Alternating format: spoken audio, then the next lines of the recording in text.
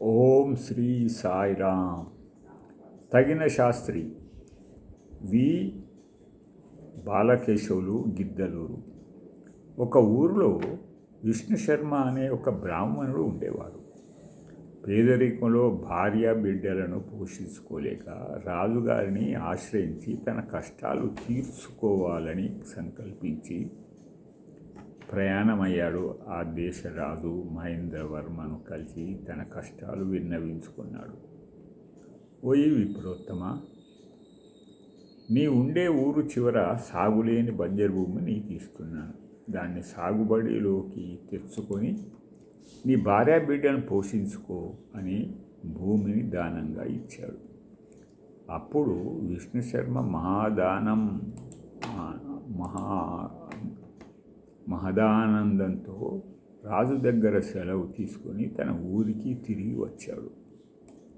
ఆ మరుసటి దినం రాజుగారు కానుకగా ఇచ్చిన ఆ బంజరు భూమిని చూడడానికి వెళ్ళాడు. ఆనందంతో చూసిన తర్వాత దాన్ని సాగులోకి తేవడానికి చాలా రోజులు పడుతుందని గ్రహించాడు.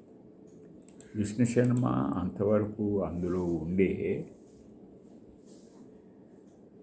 తుప్పలు, కంపలు, చెట్లు నరికి ఊరిలో ఉన్న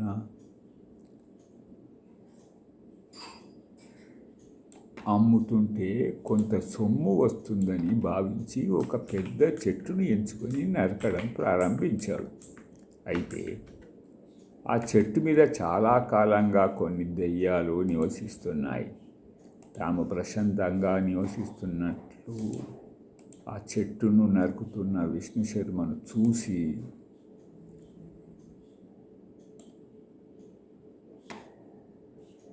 చూసేసరికి వాటిని ఏం చెయ్యాలనో తోసలేదు. వెంటనే ఆ దెయ్యాలన్నీ మూకుమ్మడిగా వచ్చి విష్ణు శర్మ ఎదురుగా గాలిలో నిలిచాయి. ఓ బ్రాహ్మణుడా, నీవు ఎందుకు ఈ చెట్టు నరుకుతున్నావు? మేము చాలా ఏళ్ళుగా ఈ చెట్టు మీద నివాసం ఉంటున్నాం. దయచేసి ఈ చెట్టు విడిచిపెట్టు, నీకేం కావాలన్నా ఇస్తాం అన్నాయి. తన ముందు గాలిలో నిలిచిన దయ్యాలను చూసి చాలా భయపడిపోయాడు విష్ణు శర్మ. తర్వాత ధైర్యం తెచ్చుకొని తన సమస్య చెప్పుకున్నాడు. అంతా విన్న దయ్యాలు, ఓసి ఇంతేనా?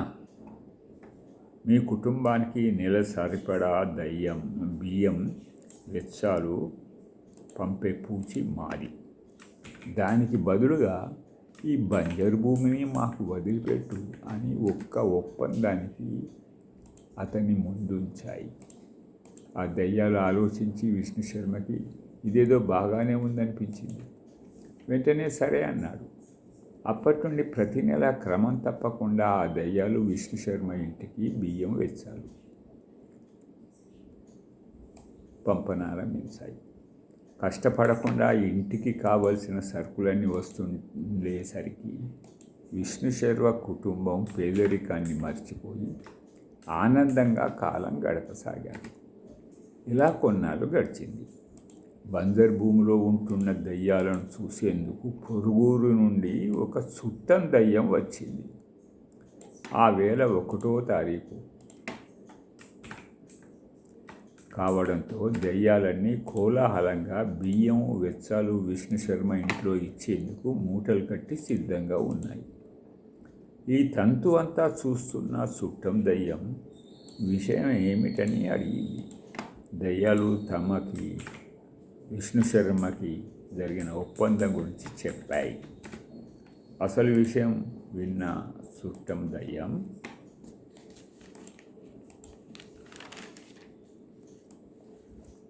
ఇంతెత్తున ఎగిరింది, మనం మనుషులకు భయపడడం ఏంటి? మనకే వాళ్ళు భయపడాలి. కానీ మీ ఒప్పందం రద్దు చేయిస్తాను. ఆ బ్రాహ్మణుడి పని చిటికలో పడతాను. ఈ నెలకు వెచ్చాలు ఇవి పంపకండి. నేను సంగతి వెళ్ళి తేల్చేస్తాను అని బయలుదేరింది. విష్ణు శర్మ ఇంటికి చేరుకున్న చుట్టం దయ్యం ఆ ఇంటి ముందున్న ఆకు మదిలో నక్కింది. ఈ సంగతి ఏమీ తెలియని విష్ణు శర్మ గత కొద్ది రోజులుగా తన ఇంటి ముందు ఉన్న ఆకు మదిని దొంగతనంగా తిని పోతున్న పశువును సావగొట్టేందుకు దుడ్డు కర్ర పట్టుకొని దానికోసం ఎదురు చూస్తున్నాడు.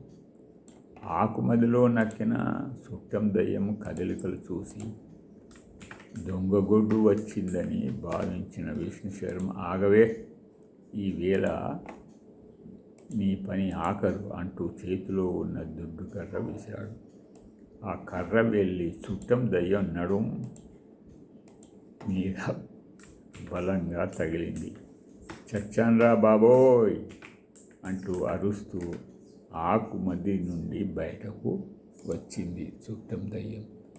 ఆలస్యంగా దాన్ని గమనించిన విశ్వశర్మ, ఏం ఇలా వచ్చావు అని ప్రశ్నించాడు కోపంగా.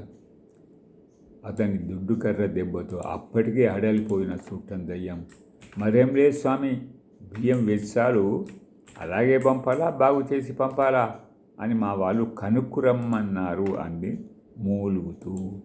అది కూడా చెప్పాలా, బాగు చేసి పంపించండి అన్నాడు విష్ణు శర్మ మండిపడుతూ. అలాగే మరీ వెళ్తాను అని బ్రతుకు జీవుడా అని అనుకుంటూ బయటపడింది.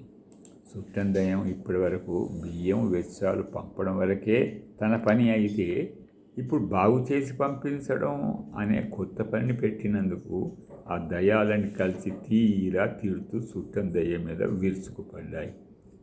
శుభం. స్వస్తి.